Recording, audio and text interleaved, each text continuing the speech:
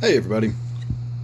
As I have spoken before about my water system over here, I have this system primarily to neutralize my very soft acidic water, and I also need to remove nitrates from my groundwater. And in order to do so, I have an ion exchange resin in that center canister there behind the open-topped reservoir you can see. And it relies on sodium ions to backwash the system and flush away all the stuff I don't want, and replenishes it with sodium ions so that the resin can then remove all of the stuff I don't want as it comes through nice and fresh. So that is what 240 pounds of salt looks like, while it's still in the bag at least. And this is what a brine reservoir looks like when it is empty and forlorn. I really need to get on top of keeping salt in this. I've been saying that for 17 years. I always let it run out, but no biggie. Give me half a second, and that's what 240 pounds of salt looks like in the reservoir. So when it comes time to backwash the brine solution in the bottom there, it's actually only fills it up partially, and that way the salt is completely covering the liquid. There is actually liquid underneath of there, and as the salt dissolves, the level will get lower and lower, and eventually you'll be able to see that it is in fact a brine solution in there.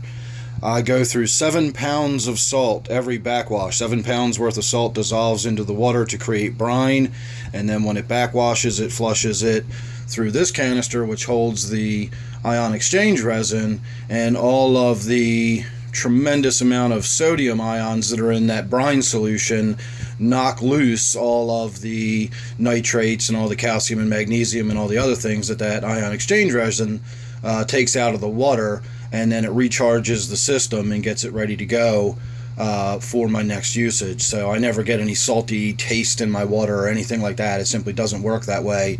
But that is a whopping amount of salt to put in there. Now, as I said, I always let it run out.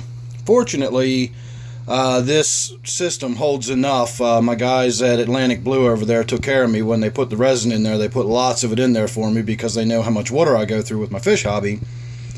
And I can actually go through quite a while after I've run out of brine to backwash and still continue taking nitrates out of the water. Now the problem with that is one backwash will not completely regenerate everything if I've gotten all the resin in there is pretty much filling up.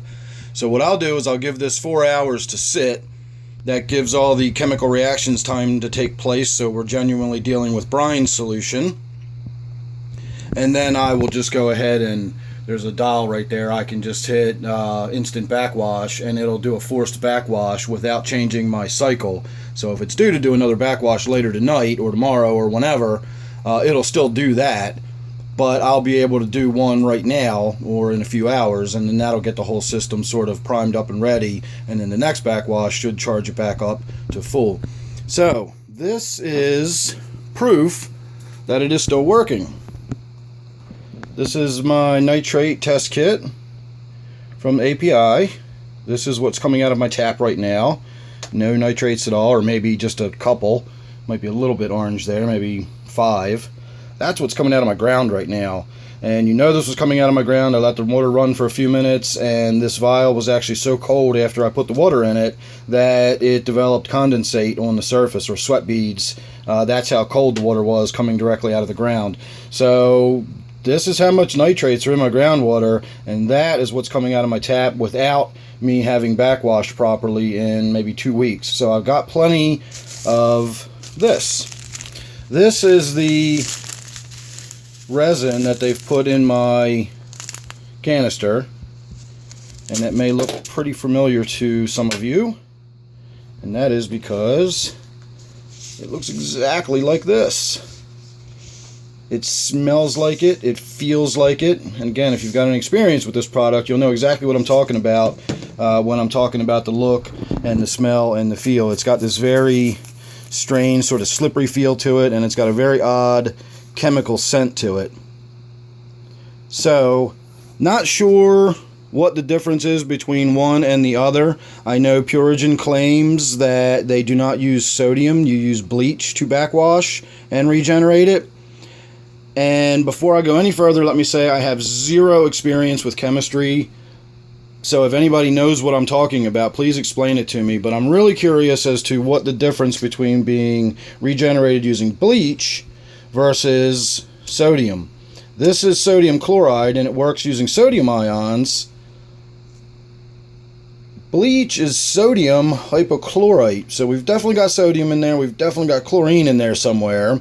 I don't know how different sodium hypochlorite is from sodium chloride. So are we just using a different way to saturate this with sodium ions by using bleach? Is it just the sodium and the sodium hypochlorite, and ultimately you're doing the same thing, except by using the bleach you now have to purchase another product made by the same company conveniently that neutralizes the bleach and allows you to reuse your ion exchange resin here. As far as I'm concerned, that to me, again, I may not know what I'm talking about here, but selling it, saying that bleach is what you want to use to backwash because that's safer in your aquarium after, of course, you've treated with their secondary product, rather than just simply using sodium ions, in a brine solution. So I don't know. Fortunately, I don't have to worry about it because I do use the sodium and I have it all right there. So if anybody knows the difference between why one uses bleach and one uses sodium, and they both smell and look and feel identical, is it a big scam? Is that just a way of selling you another product? I don't know. I'd be interested to find out, though.